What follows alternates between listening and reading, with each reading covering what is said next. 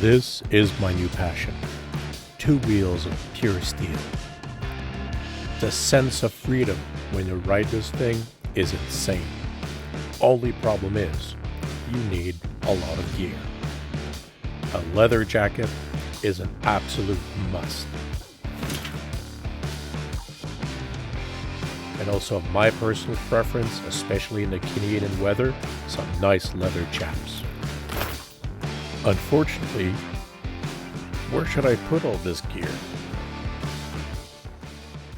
My vision starts with a simple board and a few other accessories.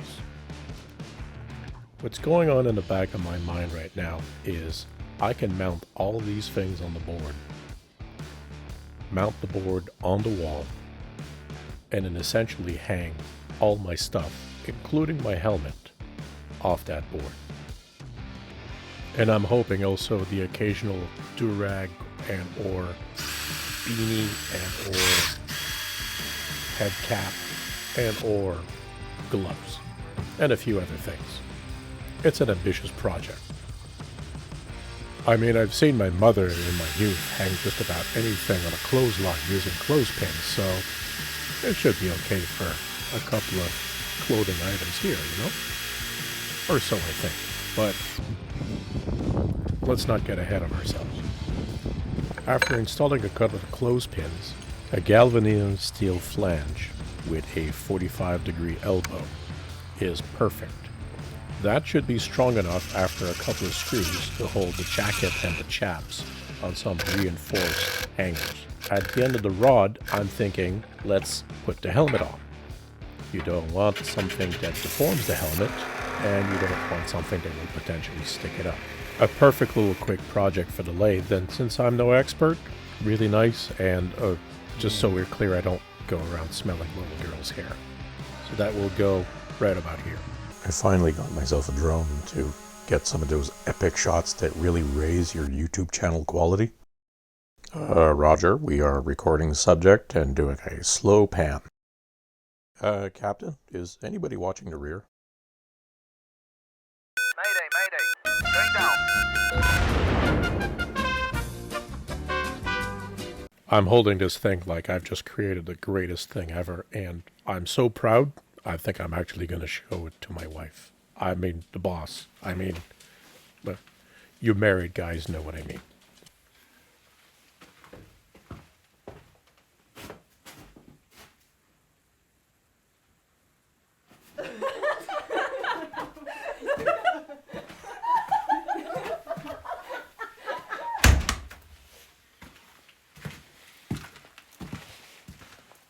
So they were not as enthusiastic as I was. There were several flaws that they constructively pointed out. First of all, the clothespins won't hold, I believe they used the word fecal matter, or maybe an abbreviation, to actually put the clothes on top of the clothespins. The clothespins won't be accessible. While, hanging the jacket there is a great idea, nothing can be done behind it. And also, to put the helmet on top of this is not ideal. It's still a little bit boxy. There were some constructive concerns. The board wasn't finished, which I didn't think that was going to be a problem since it was going to live in my closet, but yeah. So I guess this project needs a little bit of a reboot. So let's tear this down and recoup some material. The top ball is, it's junk. Let's admit it to ourselves. Although the galvanized steel flange is definitely something that can be preserved. So we're going to save that. Same thing for the galvanized steel bar. We're going to take that out and salvage that as well.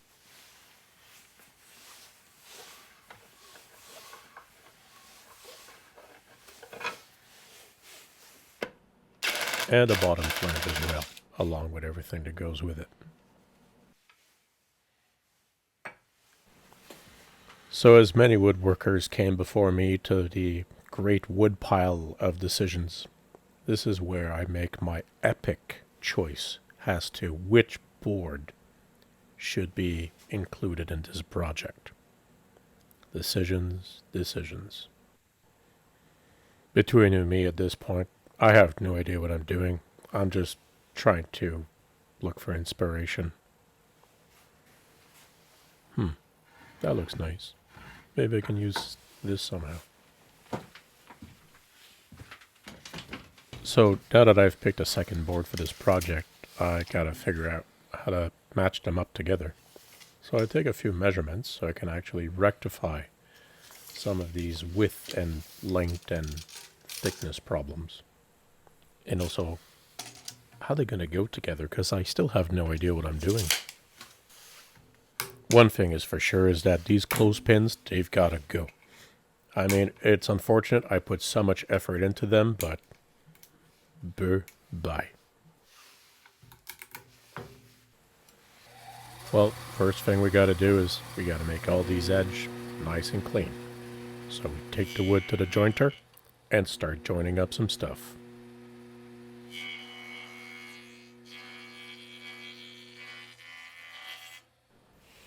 This feels perfect.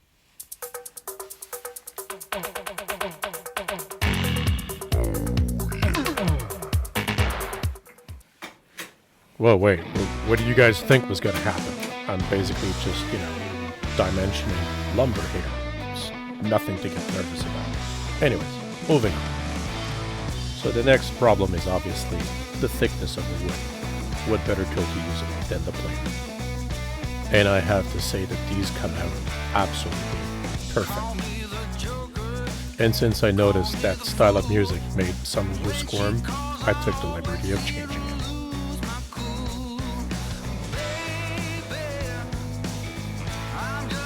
My grandfather once told me that once you have two perfect boards, your woodworking project is done. So, hopefully I am. What the? It was at this moment he knew. He fucked up. Are you absolutely kidding me? It's too long? Now I have to get another one.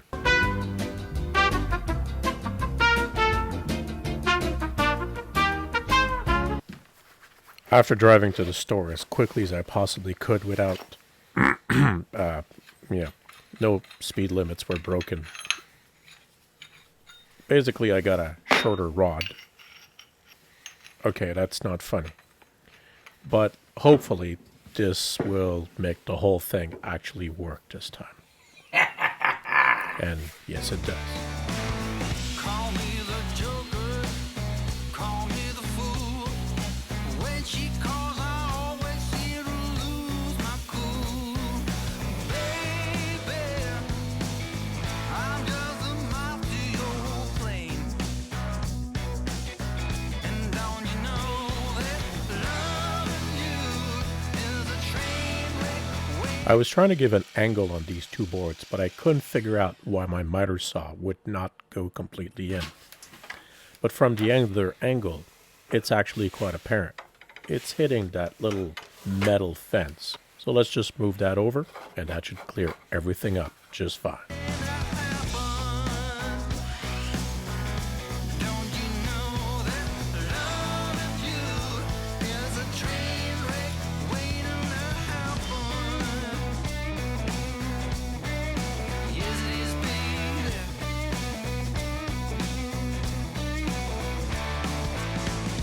Got no class. According to some research I did, peeling up some wood in front of a camera brings views. Me and you, baby. No one gets me like you do. I said loving you is a train wreck waiting to happen. Don't you know that? And if I can use one more pun in bad taste, I think everybody goes to the woodworking videos because of all the screwing. Don't you know, babe?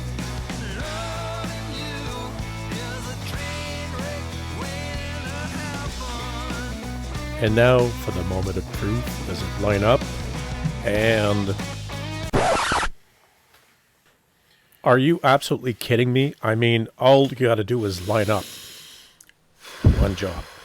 You had one job. Okay, that's a quick fix. We'll just, finesse this around and we're good. The other day I was basically, trying to figure out how to make sanding interesting.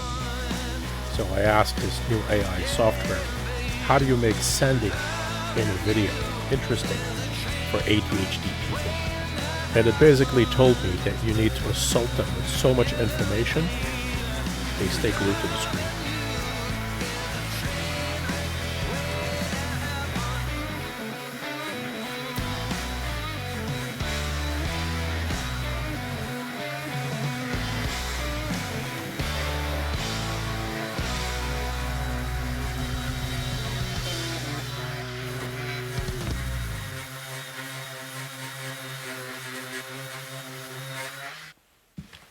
I think there's a law in some book somewhere that says that if you want to make a woodworking project a little bit more interesting, there has to be something that gets routed, with a router and router bits.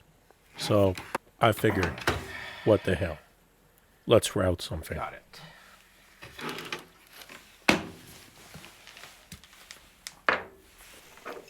Now pay attention because this isn't actually a joke. This is legitimate information. I have a 45-degree angle between two pieces of wood. It makes absolutely no sense for me to route all the way up to the corner. It'll actually potentially look bad. So what I'm doing here is I'm actually trying to figure out what is the furthest point on the board that I want to route. Now, this is a note to past self from future self. You don't route in the direction of the bit. You route the other way. Yeah, that's a little bit better. Good job. Guess what? More screwing. Okay, hopefully I don't exhaust all my jokes in this video and have none left for the next one. So here's the piece back together after all this sanding and screwing. I think it looks okay. All I have to do is make it super solid. Not an ideal approach, but I figured some screws that are, hidden behind is probably the best and simplest approach. And it's getting a little bit cold here, so I'm having some concerns that glue would even set and bond properly.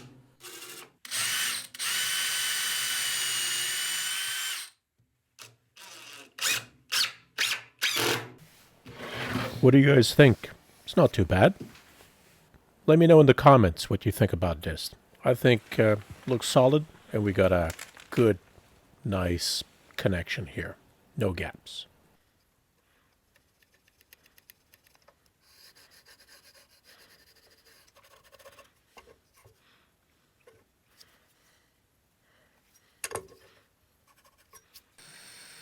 So what am I doing now? I'm in the back of the piece. Okay, well, this thing needs to hang from the wall. I don't want to have to drill screws through it. So what I'm actually preparing for is to use a keyhole bit. The keyhole bit will essentially, well, you know what? Why don't you guys just keep on watching? You'll get a good idea. So here I'm positioning the router with the keyhole bit at the bottom of each hole, and I'm making a line on the board, which will also be a guide right next to it. Then I'm measuring 1 inch. That inch will be the offset that will actually tell me where the hole starts and where the routing needs to end. And after I've done this for both holes very delicately, because you absolutely don't want to go too far with this. If you go too far, only one of your screws will have contact.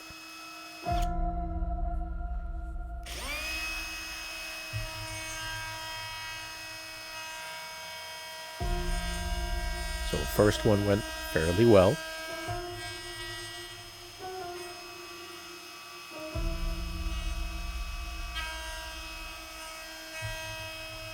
There's a very high moment of tension here.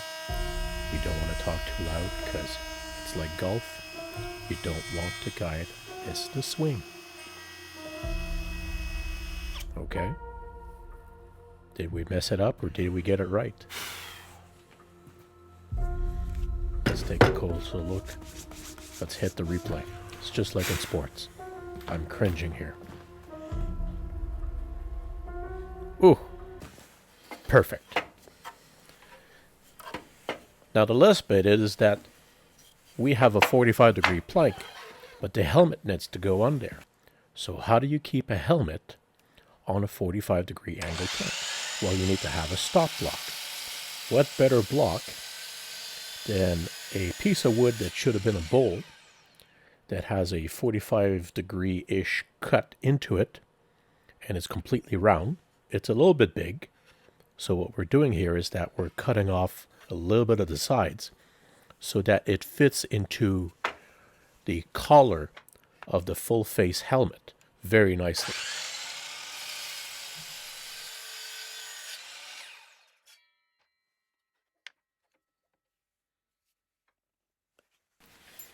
Now you see me here using a method that was taught to me by a Tibetan monk. It's called put your finger here to know where the thingamajig goes. Works every time for me. Of course, if I keep my tools close by, or maybe a pencil, that always helps. But after careful reconsideration, I move it a little bit down, because it's nice to have a buffer. They say that perfection is something that you will never attain, but you can practice getting closer to it. So, having understood that relatively well, I try to measure and drill the holes so as not to split the piece of wood, and almost start a fire in the process as well. Can't say that I'm complaining. It's a little bit chilly in the workshop today. Now, my neurosis of having things completely dead center completely takes over here after several times, to the point where I almost don't notice that the screws that I'm about to use are way too long for this. Here, let me show you the mistake that almost did happen. These things would have gone completely through, ruining the piece. So, after getting the right screws, it's a pleasure to actually drive them into this little block of wood so that I can actually get much closer to the final step. Of course, I want this to be level. Not that anyone would care. There's a helmet that rests on top of it, but you gotta practice getting a little bit closer to perfection.